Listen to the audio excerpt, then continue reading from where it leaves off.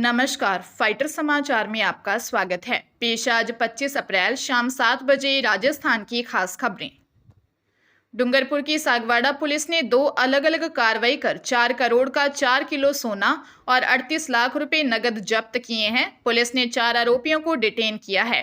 CI Madan Lal Khatik ने बताया कि माही पुल के पास नाकेबंदी के दौरान बांसवाड़ा की तरफ से आ रही एक बाइक को रुकवाया। बाइक पर 2 लोग गंदवापाल निवासी 31 वर्षीय प्रकाश रौत और सागवाड़ा निवासी 28 वर्षीय सिद्धार्थ शाह के बैग चेक किए तो उसमें सोने के जेवर और सोने के बिस्किट थे।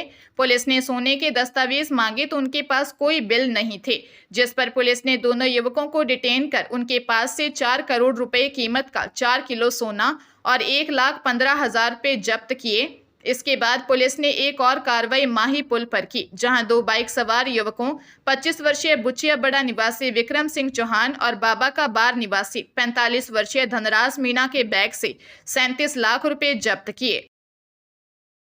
पंजाब सरकार की ओर से पूरे राज्य में विशेष चेकिंग अभियान चलाया गया। इस दौरान 40 स्पा सेंटर, 95 सैलून, 20 सराय, 3 ड्रग्स के अड्डे, हुक्का, कैसीनो, बार और सट्टेबाजी के स्थानों की जांच की गई। इस दौरान मोहाली में 2 स्पा सेंटरों के मालिकों पर केस दर्ज किया गया।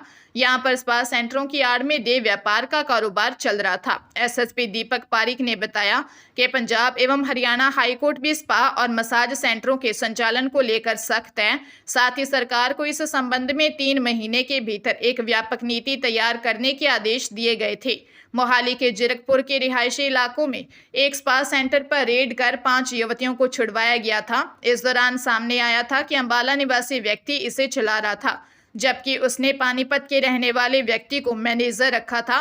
पुलिस ने उसे गिरफ्तार कर लिया था। कोटा शहर में बीएसटीसी की परीक्षा देकर लौट रहे एक युवक की मामूली मोबाइल मैसेज के शक में हत्या कर दी गई। अपर लोक अभियोजक रमेश कुमार सैनी ने बताया कि 14 जनवरी 2021 को संदीप अपनी चचेरी बहन को बीएसटीसी की परीक्षा दिलाने कोटा गया। परीक्षा के बाद वह अपनी बहन और चचेरे भाई दिलीप के साथ बाइक पर वापस लौट रहा था। भौरा गांव पहुंचे तो धर्मेंद्र और उसके नाबालिग भाई ने उन्हें रोका। धर्मेंद्र को शक था कि दिलीप उसकी बहन को मैसेज करता है, बिना सच्चाई जाने, बिना कुछ पूछे। गुस्से में आकर दोनों भाइयों ने संदीप पर हमला कर उसकी हत्या कर दी। 4 साल बाद कोर्ट ने धर्मेंद्र को आजीवन कारावास की सजा सुनाई है। नाबालिग आरोपी का मामला अभी बाल न्यायालय में विचाराधीन है। झालावाड़ एसीबी ने असनावर पटवार मंडल के पटवारी और स्टाम्प वेंडर को 5,000 रुपए की रिश्वत लेते हुए रंगे हाथों गिरफ्तार किया। परिवादी की बहन की जमीन उसके पुत्र के नाम दान करवाने के एवज में पटवारी ने स्टाम्प वेंडर के मार्फत 20,000 रुपए रिश्वत मांगी। इसमें वह 15,000 रुपए पहले ही फोन पे पर ले चुके थे। परिवादी ने 23 अप्रैल को एसीबी में शिकायत दर्ज करवाई थी। शिकायत के सत्यापन के बाद एएसपी गोपाल सिंह कानावत के नेतृत्व में सीआई साजिद खान ने ट्रैप कार्रवाई करते हुए आरोपी गोपाल राठौर व पटवारी बसंत सिंह को 5,000 रुपए की रिश्वत लेते रंगे हाथों गिरफ्तार किया। दोनों आरोपियों के खिलाफ एसीबी ने भ्रष्टाचार निवारण एक्ट में मामला दर्ज कर जांच शुरू कर दी है। पूर्व सीएम अशोक गहलोत ने कहा कि भाजपा का एक्सटॉर्शन डिपार्टमेंट बन चुके ईडी द्वारा पूर्व मंत्री महेश जोशी की गिरफ्तारी राजनीतिक प्रतिशोध का उदाहरण है। यह गिरफ्तारी ऐसे समय पर की गई है जब उनकी पत्नी करीब 15 दिन से जयपुर के एक अस्पताल में बेहोशी की हालत में जिंदगी और मौत के बीच संघर्ष कर रही हैं। उनकी इच्छा थी कि इस मुश्किल परिस्थिति से निकलने के बाद ईडी को बयान दें। नेता प्रतिपक्ष टीकाराम जूली ने कहा कि पूर्व कैबिनेट मंत्री डॉक्टर महेश जोशी की ईडी के द्वारा गिरफ्तारी भाजपा के प्रतिशोधी राजनीति की एक और शर्मनाक मिसाल है। यह गिरफ्तारी किसी जांच के लिए नहीं, बल्कि जोशी पर भावनात्मक दबाव बनाकर बयान लेने की कोशिश है। राज्य के बीएड कॉलेजों में दाखिले के लिए जून में प्रस्तावित प्री टीचर एजुकेशन टेस्ट यानी पीटीईटी परीक्षा के आवेदन की अंतिम तिथि आज 25 अप्रैल शुक्रवार तक निर्धारित है। अब तक पीटीईटी में शामिल होने के लिए प्रदेश से 1,91,000 अभ्यर्थियों ने आवेदन किया है। इच्छुक अभ्यर्थियों के पास अब 1 दिन का समय शेष है।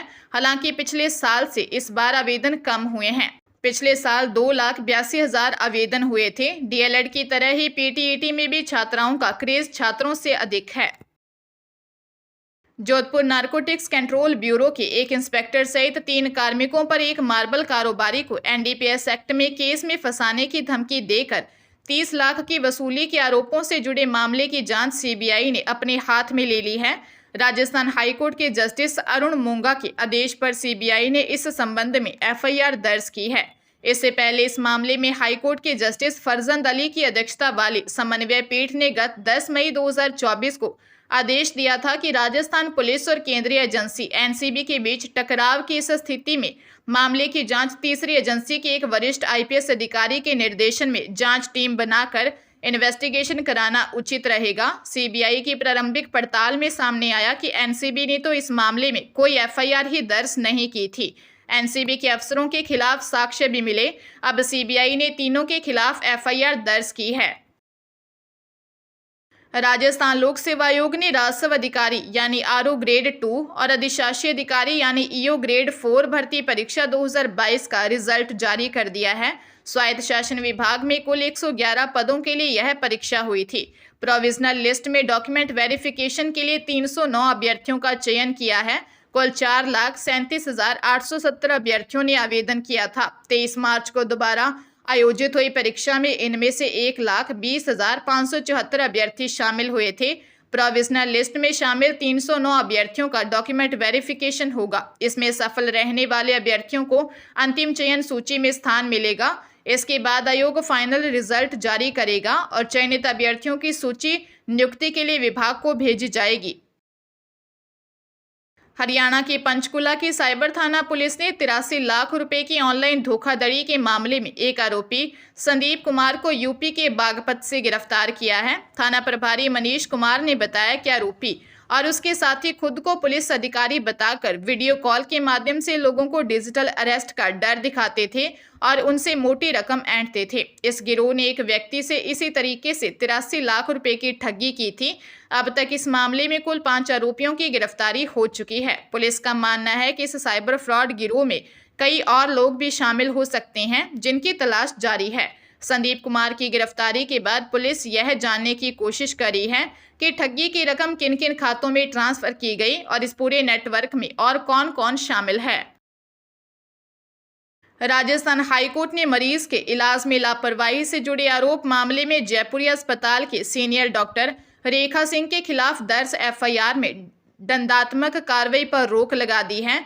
वह राज्य सरकार से मामले में 2 सप्ताह में जवाब व तथ्यात्मक रिपोर्ट देने के लिए कहा है। जस्टिस प्रवीर भटनागर ने यह निर्देश रेखा सिंह की याचिका पर दिया। मामले से जुड़े अधिवक्ता AK जैन व समर्थ जैन ने बताया कि प्रार्थिया ने जयपुरी अस्पताल में सीनियर नेत्र डॉक्टर के पद पर रहते हुए जनवरी 2023 में शिकायतकर्ता की आंखों का ऑपरेशन किया था, लेकिन शिकायतकर्ता ने उस पर इलाज में लापरवाही का आरोप लगाते हुए 2 साल बाद इस्तगासे से कोर्ट के जरिए फरवरी 2025 में रिपोर्ट दर्ज करवाई। लेकिन संबंधित मजिस्ट्रेट ने एफआईआर दर्ज करने का आदेश देने से पहले भारतीय नागरिक संहिता के प्रावधानों का पालन नहीं किया, इसलिए दर्ज एफआईआर में दंडात्मक कार्रवाई पर रोक लगा दी है। बीकानेर जिले के मुक्ता प्रसाद नगर पुलिस थाना क्षेत्र में एक विवाहिता के साथ दुष्कर्म का मामला सामने आया। पीड़ित महिला ने मुक्ता प्रसाद नगर पुलिस थाने में रिपोर्ट दर्ज करवाई है। पीड़िता महिला ने बताया कि बंगला नगर निवासी संदीप से जान पहचान थी। वह घर आता जाता रहता था। उसने मौका देखकर घर में घुसकर दुष्कर्म किया और अश्लील फोटो खींच लिए। अश्लील फोटो सोशल मीडिया पर वायरल करने की धमकी देकर महिला को ब्लैकमेल करने की कोशिश में था। इससे परेशान पीड़िता थाने पहुंची और शिकायत दर्ज करवाई। महिला की शिकायत पर पुलिस ने आरोपी के खिलाफ मामला दर्ज कर जांच शुरू कर दी है।